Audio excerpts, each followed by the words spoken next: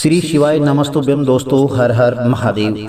आज है 2 अप्रैल और चैत्र माह की अष्टमी तिथि है और मंगलवार है। आज शीतला अष्टमी भी है, तो मंगलवार का दिन हनुमान जी को समर्पित होता है। बहुत ही शुभ दिन है। शिव और शक्ति की कृपा से आपके कष्ट दूर होंगे। आपको मंगलवार के दिन किसी भी शिव मंदिर में चले जाएं या आप पर घर पर है शिवलिंग स्वरूप विराजमान है, आपके कंकर शंकर कोई आपने नर्मदेश्वर कोई भी महादेव के शिवलिंग रखा है तो आप घर में भी कर सकते हैं। तो आपको 1 लोटा जल जो है शिवलिंग पर चढ़ा देना है, तो आपकी उन्नति निश्चित है। बस आपके सच्चे मन से सच्चे भाव से पूर्ण स्वरूप से यदि भगवान शिव को 1 लोटा जल आज समर्पित कर देते हैं तो आपकी मनोकामनाएं पूर्ण होना निश्चित है। आज 2 अप्रैल चैत्र माह की अष्टमी तिथि है और कई जगह जो है शीतलाष्टमी भी मनाई जाती है। तो इस दिन आप इस अष्टमी तिथि के दिन यह उपाय करते हैं ना, तो आपके मनोरथ अवश्य ही पूर्ण होते हैं। पूज्य गुरु जी बताते हैं कि सच्चे मन से जो व्यक्ति इन उपायों को करता है उसकी मनोकामनाएं अवश्य ही पूर्ण होती हैं। देखिए, मंगलवार का दिन हनुमान जी महाराज को भी समर्पित होता है। आप घर में भी कर सकते हैं यह दीप उपाय, और आप जो है हनुमान जी के मंदिर में भी जाकर के कर सकते हैं। यह दिव्य दीपक का उपाय है। आपको क्या करना है, गतिमान भगवान का स्मरण करना है जो हनुमान जी के छोटे भाई हैं। धन संपदा संतान सुख विवाह से संबंधित समस्या है तो आपको जो है यह उपाय जरूर करना चाहिए। आप यह उपाय घर में भी कर सकते हैं और हनुमान जी के मंदिर में जाकर के भी कर सकते हैं। आपको 1 लोटा जल की आवश्यकता होगी तांबे के लोटे में, और हनुमान जी महाराज की घर पर फोटो प्रतिमा या हनुमान चालीसा की पुस्तक होगी आपके पास, या सुंदरकांड की पुस्तक होगी, या रामचरितमानस की कोई पुस्तक हो, उसमें हनुमान जी महाराज का चित्र होगा, तस्वीर होगी।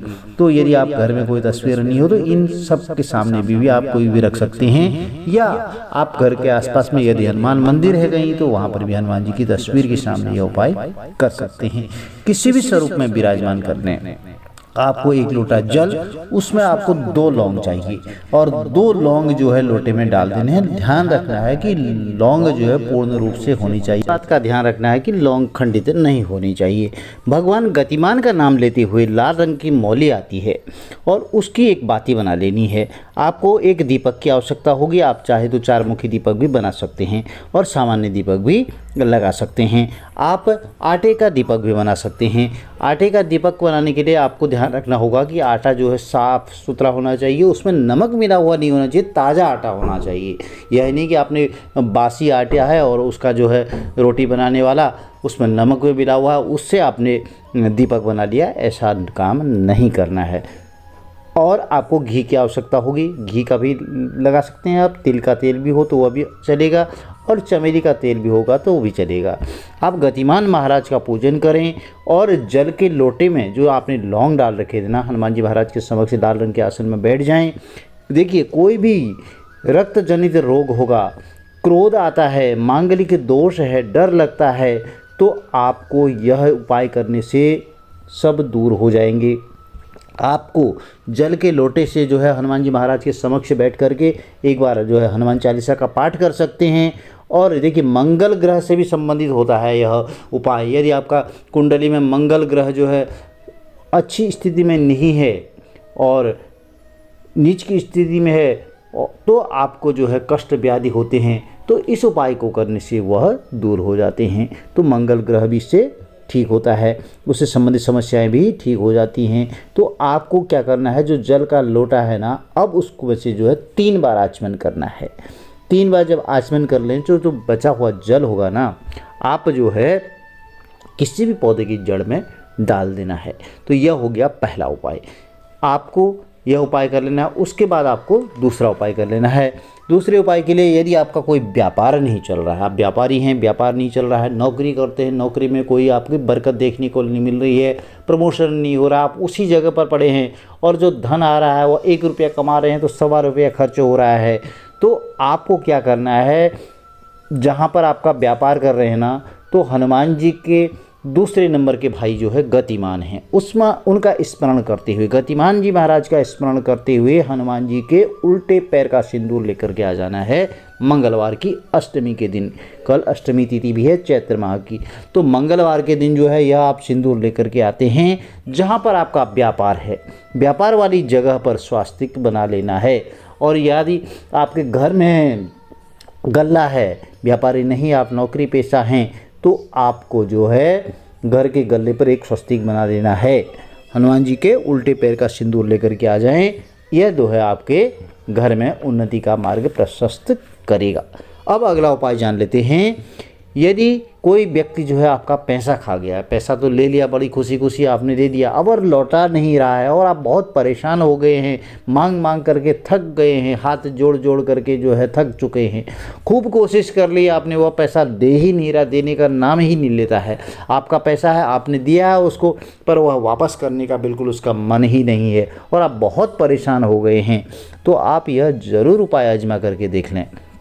आपको हनुमान जी महाराज के तीसरे नंबर के भाई जी हैं रतिमान। रतिमान का नाम लेकर के एक पीपल का पत्ता आवश्यक होगा और पत्ते ध्यान रखना है, पीपल का पत्ता कटा फटा नहीं होना चाहिए, साफ सुथरा ताज़ा पत्ता होना चाहिए।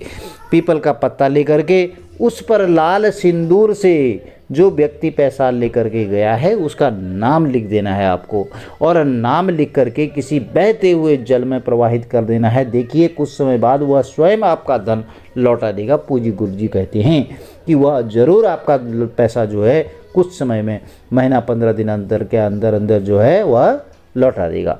अब जान लेते हैं तीसरे उपाय के बारे में, चौथे उपाय के बारे में।